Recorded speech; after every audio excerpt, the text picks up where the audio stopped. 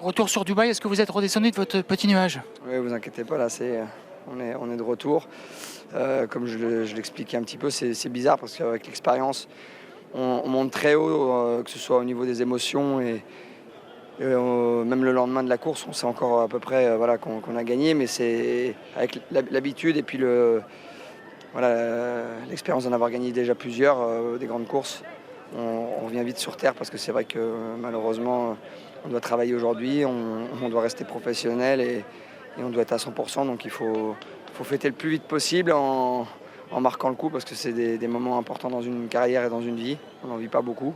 C'est pas trop dur de passer de l'euphorie de Dubaï à réclamer ici à Chantilly? Non, non, moi de toute façon, comme je disais, hein, c'est un métier qui me plaît, c'est ma passion. Donc après, peu importe l'enjeu, qu'il soit économique ou même au niveau du prestige, c'est sûr qu'il n'y a pas du tout les mêmes tensions, les mêmes objectifs, les mêmes préparations, mais après, ça reste quand même une course, point barre. On part d'un point à un autre, il faut aller le plus vite possible.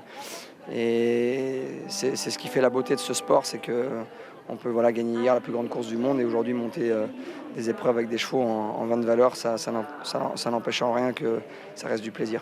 Qu'est-ce qu'elle représente pour vous, cette deuxième victoire dans la World Cup? Énormément de choses. Déjà, marquer un peu l'histoire, parce que c'est vrai que ça n'avait jamais été fait à l'avance, auparavant, hein, de gagner 2 fois la World Cup avec le même cheval. Et renforcer notre statut au niveau international. Plus gagner une course sur le dirt, c'est jamais évident pour un jockey européen, parce qu'il faut souvent des chevaux pour.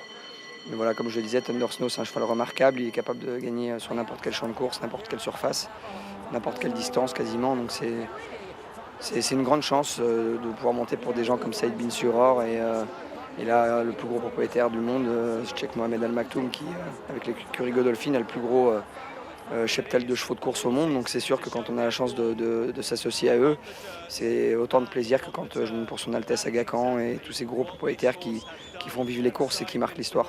Saïd Bin Suror, dites-vous que vous étiez le plus grand jockey du monde. J'imagine que c'est un beau compliment, lui qui a fait monter les plus grands. Ouais, il parlait de la taille probablement. Mais non, je pense que c'est toujours important de bien s'entendre avec les plus grands entraîneurs, même si malheureusement ça m'a fait défaut parfois dans ma carrière. Mais après, il faut savoir redoubler d'efforts quand on fait des erreurs. C'est comme ça qu'on progresse. Et aujourd'hui, je dois dire que je suis arrivé à une époque, un moment de ma carrière où je ne pense pas que je puisse aller beaucoup plus haut au niveau performance, même si on peut gagner des grandes courses encore cette année. Mais de faire ce que j'ai fait là encore cet hiver, c'était pour moi un grand bonheur. Et de finir en beauté le carnaval avec la World Cup, c'est la grosse cerise sur le très gros gâteau. À quel endroit vous avez gagné la course? Est-ce que c'est en partant très bien? Je pense que je la gagne à 2 endroits. Je pense que déjà le fait qu'au poteau, Shane Murphy me laisse passer, je pense que ça lui fait lui du coup redécaler en 3 et moi qui fais toute la course en 2. Donc je pense que rien qu'au niveau du tracé métrique, je gagne au moins facile 3-4 mètres en faisant ça. Et après, je pense que c'est le fait de ne pas avoir forcé le cheval à avancer dans l'entrée du dernier tournant quand ils ont commencé à démarrer. Je pense que de l'avoir laissé un petit peu dans le dos des 2 autres et de faire l'encourager sur la main jusqu'à l'entrée de ligne droite, ça m'a peut-être permis de le faire tenir un peu parce qu'on sait que c'est un cheval qui est quand même limité en tenue. C'est un vrai miler à la base et on a pu voir qu'encore pour finir les 2000 mètres sur une piste comme celle de Dubaï qui est quand même assez sélective, il a cédé un petit peu, mais voilà, c'est un cheval hors du commun qui va me marquer à vie. Le point négatif, c'est à Cravache. Certains esprits critiques n'étaient pas trop contents de ce fait que vous ayez tapé à 13 reprises. Ouais, malheureusement, le code de course là-bas, c'est 12. J'en ai mis une de plus, j'ai pris l'amende. Maintenant, si des fois il faut enfreindre la règle, comme le font certains footballeurs, prendre un jaune pour empêcher un but et gagner la Coupe du Monde, on le fait. Là, c'est pareil. À l'arrivée, il doit y avoir 4 cm entre le second et moi. Que ce soit économiquement parlant ou sportivement parlant, au niveau prestige. Une course comme celle-là, je pense que quand on est concentré, qu'on se donne à fond, on ne compte pas. Les gens pensent que on peut compter jusqu'à 3, 4, 5 coups de bâton, oui, mais après au-dessus c'est quasiment impossible. Et puis moi là j'avais juste envie de la gagne, j'ai pas calculé. Ça aurait été 12, on n'aurait rien dit. La 13, les gens ne sont pas contents, mais de toute façon j'ai l'habitude des gens qui ne soient pas contents. Sincèrement, je m'en tape un peu. Moi, ce que je veux, c'est faire mon métier et continuer à gagner des courses, même si, quoi qu'il arrive, des mauvaises langues, il y en aura toujours.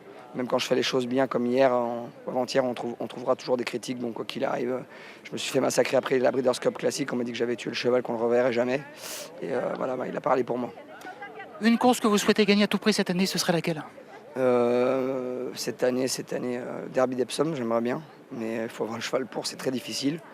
De toute façon, il y a 3 courses moi qui continuent à me faire rêver, c'est l'Arc, le Derby d'Epsom que j'ai jamais gagné, le Kentucky Derby, pour moi c'est les plus grandes courses au niveau challenge, c'est quasiment un peu infaisable. Mais voilà, j'aime les challenges, donc on va toujours essayer, mais en tout cas avec des chevaux européens, c'est pas évident.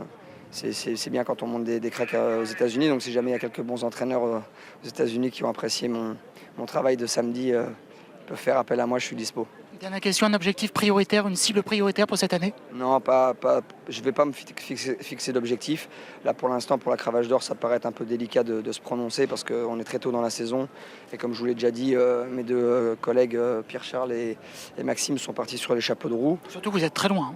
Oui, voilà, on est très loin, mais après, on est encore très loin du but. Il n'y en a fait que 3 mois de course. Tout dépend comment mes écuries vont prendre la forme dans les 2-3 prochains mois. Mais j'ai reçu pas mal de conseils et de messages de mes entraîneurs principaux l'année dernière et l'année d'avant qui voulaient que je baisse un petit peu le pied pour éviter de me fatiguer inutilement. On va voir un petit peu cette année ce que ça donne, mais moi je pense que je suis performant quand je suis à l'avant du paquet et quand je fais comme au vélo des échappées. Je suis pas là pour, je suis pas très bon au sprint, donc si je peux m'en aller de loin, je vais tenter le coup.